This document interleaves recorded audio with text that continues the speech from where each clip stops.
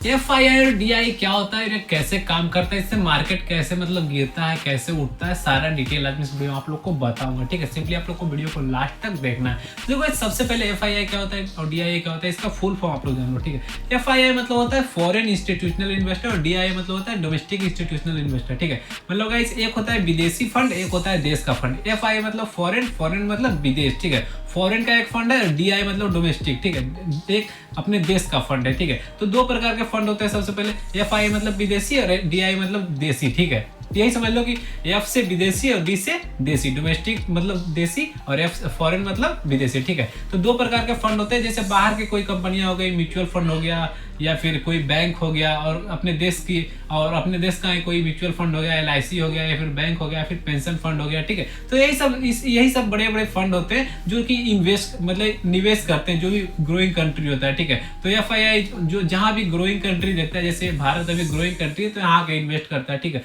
और DI मतलब तो अपना देश का जो संस्था है वो अपना देश में इन्वेस्ट करेगा। ठीक है, तो इससे मार्केट में क्या प्रभाव पड़ता है, तो देखो इससे मार्केट में ये प्रभाव पड़ता है कि FII बहुत ज्यादा पैसे रहते हैं। ठीक है, FII के पास बहुत ज्यादा पैसे रहते हैं और DI के पास पैसे रहते हैं, लेकिन FII अगर जो एकाएक मार्केट में अगर एकाएक खरीदना स्टार्ट किया तो मार्केट आराम से 2 से 3% अपने आप चढ़ जाता है। ठीक है, अगर जो एक सप्ताह तक लगातार FII खरीद रहा है तो मार्केट लगातार एक सप्ताह तक चढ़ते ही रहेगा। ठीक है, लेकिन वही क्या होता है, एक मतलब वो तो हो गया गाइस। और FII कितना दिन के लिए इन्वेस्ट करता है आप लोग को पता है, वो छोटे समय के लिए इन्वेस्ट करता है, नहीं तो ज्यादा से ज्यादा मतलब मतलब वो लॉन्ग टर्म के लिए इन्वेस्ट नहीं करता। ठीक है, लंबा समय के लिए नहीं होता। लेकिन हाँ, DI क्या होता है, जो डोमेस्टिक इंस्टीट्यूशनल इन्वेस्टर होते हैं वो लंबे समय के लिए इन्वेस्ट करते हैं। ठीक है, लेकिन वो जो होता है वो लंबे समय के लिए नहीं, मतलब छोटे समय के लिए या फिर मतलब मीडियम समय तक के लिए वो होता है। ठीक है, और वही क्या होता है, जब मतलब उनका जो टारगेट रहता है वो पूरा हो जाता है या फिर उनको लॉस होने लगता है तो वो लगातार सेल करते हैं तो मार्केट गिरता भी है। ठीक है, FII अगर जो लगातार सेल करेंगे तो तब मार्केट गिरेगा भी। ठीक है,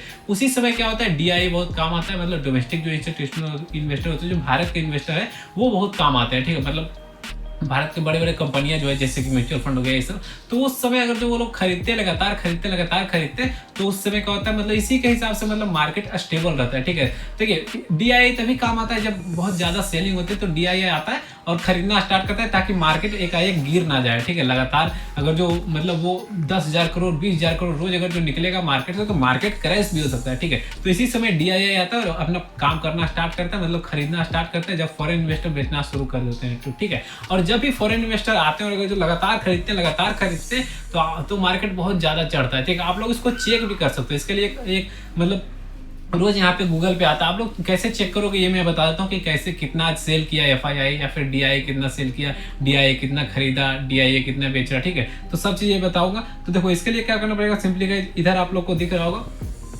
इधर दिख रहा होगा आप लोग, सिंपली आपको गूगल पे जाना और यहाँ पे सर्च करना है FII DII डाटा। ठीक है, FII DII डाटा यहाँ पे सिंपली सर्च कर लेना है। ठीक है, और यहाँ पे देखो NSE का वेबसाइट, NSE इंडिया का ऑफिशियल वेबसाइट यहाँ पे है। ठीक है, यहाँ पे सिंपली क्लिक करके सबसे ऊपर में आ जाएगा FII DII डाटा, और देखोगे आज का डाटा यहाँ पे दिखा रहा है। ठीक है, आज कितना 17 जनवरी है, और यहाँ पे देखो DII FII, ठीक है, दोनों का यहाँ पे डाटा दिखा रहा है कि कौन कितना खरीदा कौन कितना बेचा। ठीक है, जैसे कि आज DI ने 12,400 इतना करोड़ का खरीदा है। ठीक है, और यहाँ पे FII ने 10,486 करोड़ का खरीदा और DI ने 9,923 करोड़ का सेल भी किया है और FII ने 13,804 करोड़ का सेल भी किया है। ठीक है, तो देखो इसी के कारण क्योंकि इनका अमाउंट बहुत ज़्यादा बड़ा रहता है तो इसी के कारण गाइस यहाँ पे मार्केट क्रैश होने का भी चांस रहता है। तो इसीलिए FII और DI का भी डाटा आप लोग देखते रहना हमेशा, अगर जो आप लोग मार्केट में इन्वेस्ट करते हो या निवेश करते हो तो। ठीक है, तो और भी ऐसे कंटेंट देखने के लिए मेरे चैनल को सब्सक्राइब करो गाइस। मैं भी यहाँ पे शेयर मार्केट सीख रहा हूँ, साथ ही साथ चाह रहा हूँ कि मैं